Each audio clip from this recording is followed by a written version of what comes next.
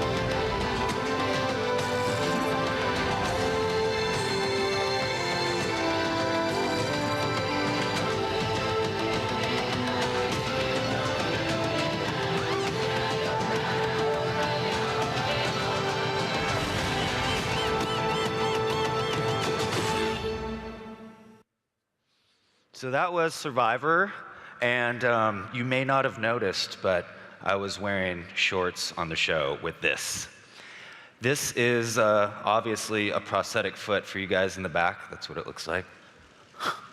I went on the TV show for the first couple days with these exact, well, they weren't these exact pants, but with the zippy type. And they did not know that I was an amputee, that I had this prosthetic foot. So I planned this with the producers of the show so that I could go on with the pant legs, with long pants, as an able-bodied person. And I wanted to see what their reactions would be once I revealed the fact that I'm other than able-bodied, that I am in earnest a disabled person. And that is the sort of term that's used these days, but it's different abled or challenged, as we prefer. But it was interesting sort of in a social experiment way to see how they reacted. I wanted to see if they would treat me differently before and after. So I'll tell you guys a little bit about how that all played out and whether they did revert back to their preconceived notions of whether they accepted me as somebody who was just one of the tribe, as it were. But before that, I'd like to get into a little bit of background about how this happened and sort of what led me here today. I was born able-bodied with both legs perfectly intact in Northern California. My big love as a kid was soccer or football, not American football, not Rosie Greer. I wasn't doing that, I'm not big enough. But it was soccer, you know, just football, the original football. And I was into soccer and all kinds of athletics as a kid, all the way through high school and in college. I graduated from UC Davis with a degree in international relations and minored in Spanish. Used the Spanish to get a bilingual teaching credential. In California, there's a big need for bilingual teachers. There's a lot of Mexican immigrants. The Mexican-American community is very warm and giving. They really appreciate teachers there, so it was just a great environment for a teacher. After my 8th year of teaching, I was on a mountain biking trip with my friend Alan. And we had gotten back from a particularly grueling ride. We were actually camping at the same time too. And I took off my bike cleats and peeled off my socks, put my feet up on the picnic table there, and he looks over and he goes, "Dude, what is that in the bottom of your foot?" Because there was like this little bump there. And I was like, "I don't know, it's just something there. It's like this little cyst," because I get ganglion cysts from time to time. And he goes, "You should get it checked out. That could be a tumor." I'm like, "Alan, come on. You don't get a tumor on the bottom of your foot. That's cancer," you know, as if I know anything about it. I went to school. He didn't. But so I started talking about how you get melanoma of the skin and brain cancer and lung cancer, and you don't get cancer on the bottom of your foot. He said, "Whatever, man. You should get it checked out." I'm like, "Okay." Well, the new school year starts, and I indeed went to get it checked out of the doctor because I was on a soccer team, a first division team, and we had just won first division, and we were going to Premier Division. I wanted to get this thing removed before the new season started because I wanted to up my training. I went to the doctors. They looked at this thing. They dissuaded me from removing it, saying that there's fascia and tendons down there, and you know, you might as well just leave it alone. But on my insistence, I said, "Remove it. Take this thing out because I want to get better before the season starts." It was just bugging me, my cleats. It just bothered me. It didn't hurt. So they removed it. No big deal. Just an outpatient thing. I got a substitute teacher for the day, so I was at home watching some horrible daytime TV show like Jerry Springer, something like that. Bad TV. And I got a phone call, and it was Dr. Ford, the guy who removed my growth, and he informed me that this growth that they removed was a cancerous tumor, indeed. The first thing that came to mind was, Alan, how did he know this? You know, it was strange. But the second thing that flooded into my mind was this idea that I have cancer, I'm 33, and I have a family. My daughter was 1.5. My wife had no idea at this point either. And I had no idea how to face my own mortality. Now, this was synovial sarcoma. It's a rare and deadly form of sarcoma, and the doctor told me right away that it's rare and deadly, and that I needed to come in right away. So I went in to the doctor, and he told me basically that I had 2 options. But the whole thing going through my mind was this idea of rare and deadly. My daughter was 1.5, like I said, and that was what really profoundly drove me to see the other side of this situation. I knew that I was going to live at that point. I was not going to let the statistics sort of rule that. I knew that I would one day walk her down the aisle. I knew that I would be able to teach her how to be a good person. And that was what really, really stayed in me. And I saw this happening in my life, sort of this path of what was going to happen. And that really, really drove me to just know that things were going to be okay. It's kind of hard to explain, but it's a positive thinking, but even more sort of deep than that. When I went and Googled synovial sarcoma after I left and after I told my wife the news, I just wanted to research what it was. I found this website. It was a medical research site, and it had synovial sarcoma in some sort of a graph, and on one axis it had time, and the other axis was deaths, and it was straight up. It was like within 18 months, most people will have this cancer metastasize to the lungs, and then it's pretty much over. I sort of wanted to ignore that, and I did. I just put Apple quit. I was like, out of there, you know. Apple Q, don't want to see it. So I chose not to dwell on the mortality aspect, but instead got practical about what I was going to do about the situation. I was given two options. I could have most of the foot removed where the tumor was. There's a margin around where the tumor is, although that would leave me with a partial foot, a permanent limp, and I wouldn't be able to run again. Now, one of the first things in my mind too was, after this mortality thing, was I'm not going to be able to play soccer again. I'm right-footed. I'll never be able to strike the ball like that again. And so these are sort of selfish thoughts about not being able to play soccer again. But on top of that, I just felt like I don't know what my life was going to be like as an athlete again. But once I started to research online and figure out whether I was going to do this wide excision or the amputation was the second option, and it's what I just called the unspeakable.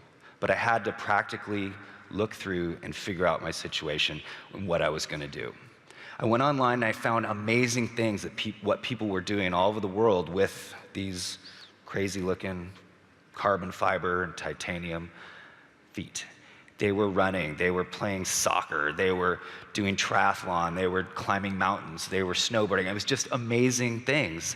And I truly got inspiration from seeing what disabled folks were doing there. And I kind of internalized that sort of inspiration, and it made my decision pretty easy to have the foot removed. So I had that surgery. It wasn't easy, but the hardest part was just kind of being cooped up at home for 6 months and just having the patience and finding that patience in myself and that sort of optimism to kind of get through that period.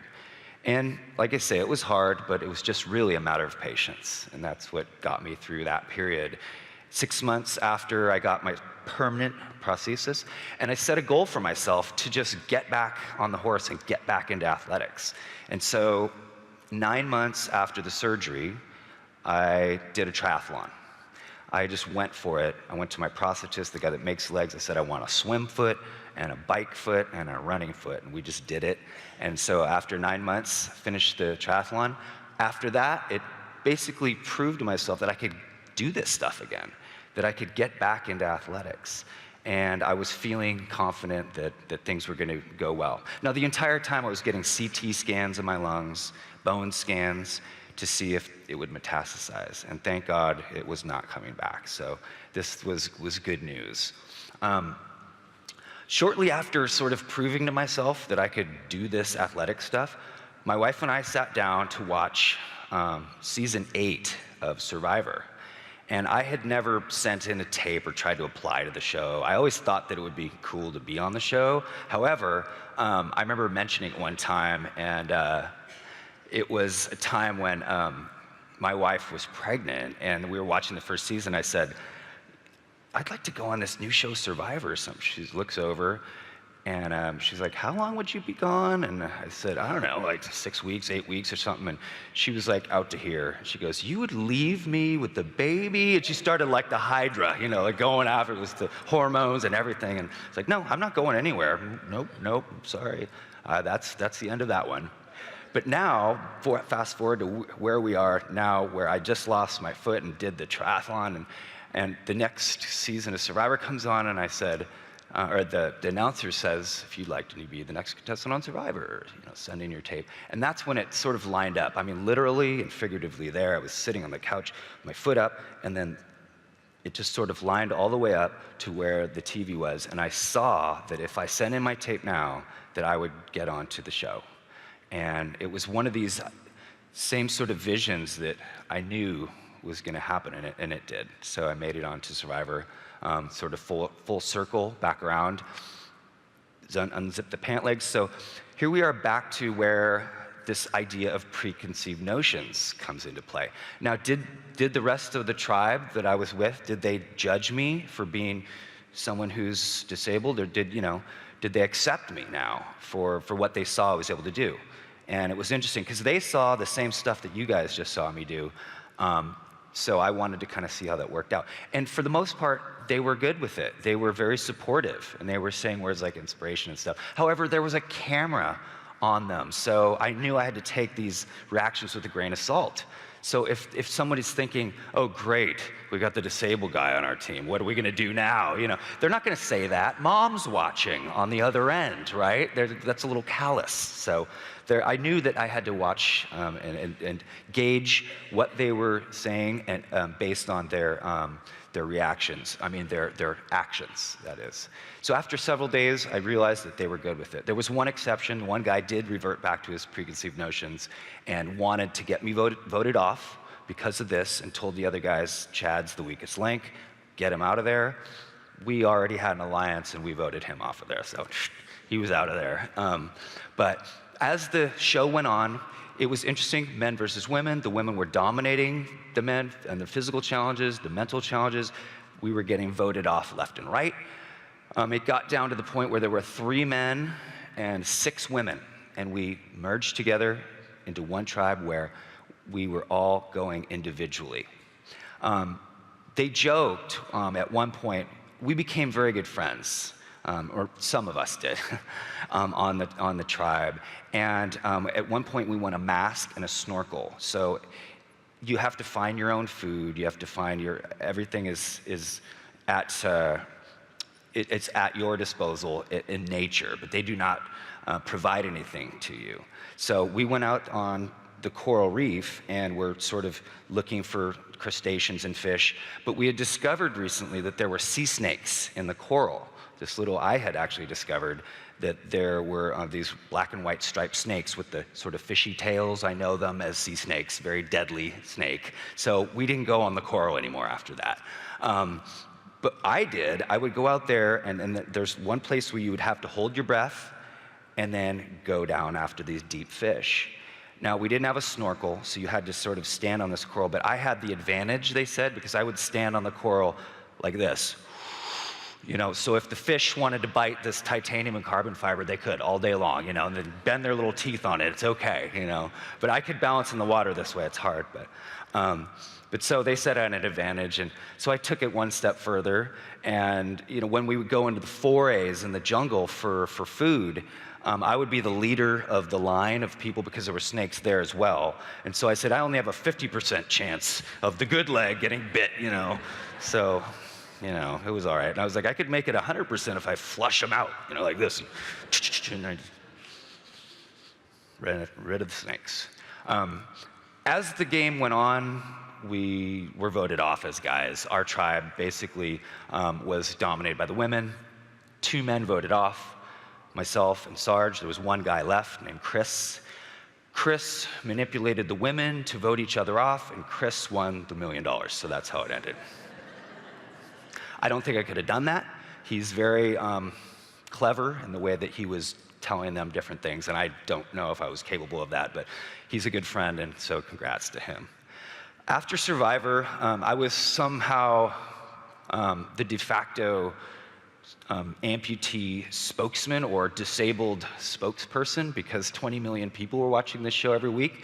And so I was happy to embrace that role as somebody who is an amputee advocate now. And I still enjoy that role, and I feel like that was my sort of thing that I was meant to do in life. I worked with the Challenged Athletes Foundation. We help to fit athletic prostheses and give athletic equipment to those that are less fortunate, that are disabled, that can't afford it. I work with Adaptive Action Sports. It's a group started by Amy Purdy, who is supposed to be here tonight. She's a wonderful friend. And she started a similar group to give sporting equipment to those in need that want to do extreme sports. So we're talking snowboarding, mountain biking, climbing, those sorts of things in the X Games. This is what she does. And so these organizations have been just wonderful, and I feel like it's a privilege now to be in this role as a teacher in another way. So it's just been a blessing, and I've truly enjoyed what I've done. I've accomplished some other things athletically. You're going to see that in a little bit. Most notable, the last sort of large accomplishment was the New York City Marathon. Never done a marathon before. It was awesome. It's awesome. And the training isn't so awesome. I don't think I'll do another one. It was long and boring training. There's probably marathoners out there going, no, it's great. But yeah, I think I'll stick to middle distance stuff. But I will be climbing Mount Kilimanjaro this summer as part of the Challenged Athletes Foundation. We're raising money and awareness for the CAF. So I'm really looking forward to that. Thank you. So I'd like you guys to take a look at another video here which demonstrates some of the things I've just been talking about. So let's check it out.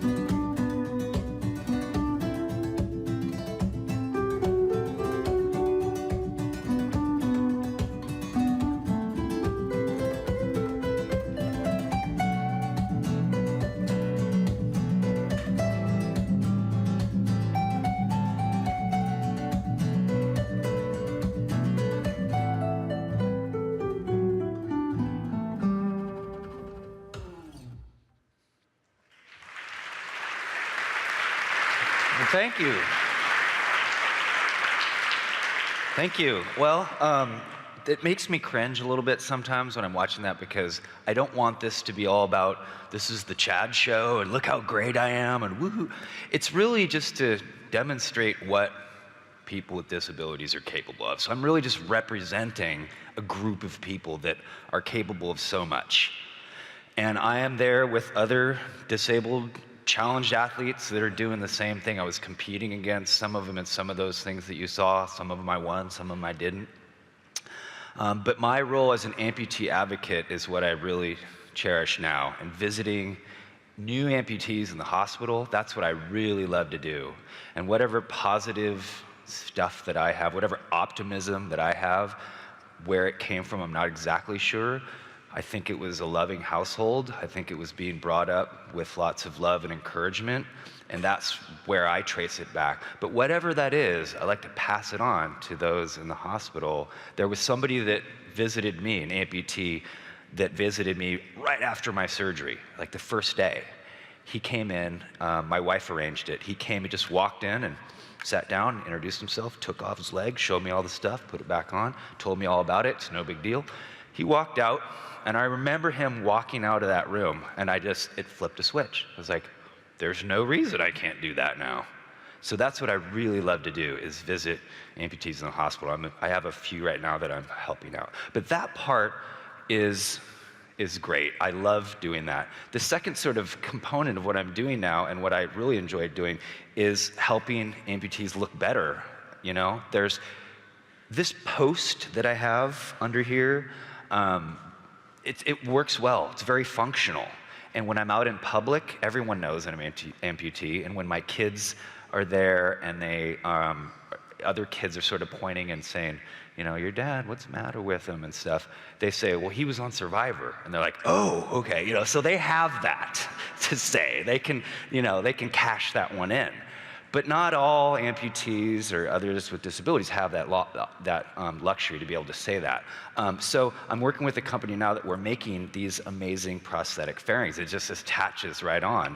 And it's based on a scan of your exact morphology or exact mirror image of your sound side leg. So it's really neat. We're able to make things. This would actually match my outfit a little better, this brown, but this is flashy.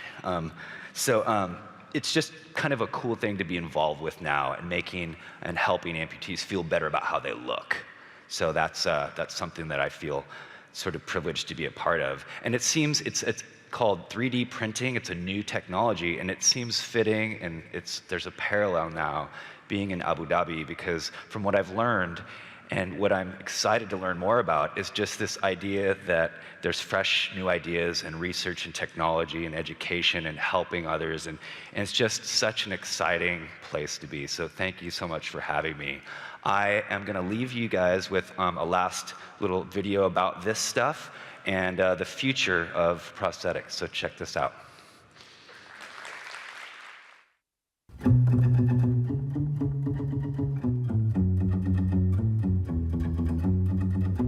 It's very difficult to predict where the future of prosthetics is going. But with 3D printing technology, we're now able to help people who have lost their limbs by using computer-assisted design to create innovative new legs.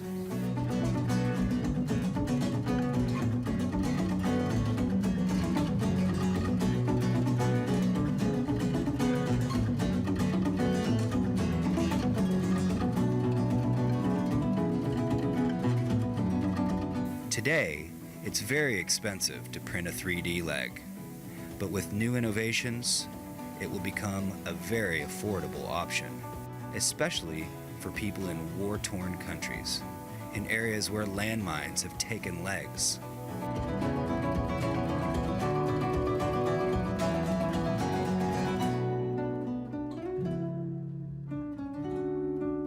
Our goal is to help amputees return to a high level of productivity and self-confidence, leading to their happiness and well-being. I said I was going to leave you with that, but I actually want to leave you with my favorite quote, and that is something that inspired me before I even had surgery or went through cancer. It's been almost 10 years now. Thank God it hasn't come back. And this inspiring quote I'm going to share with you now, and it goes like this. People are always blaming their circumstances on who they are. I don't believe in circumstances. The people that get on in this world are the people that get up and look for the circumstances they want. And if they can't find them, they make them. Thank you guys for having me.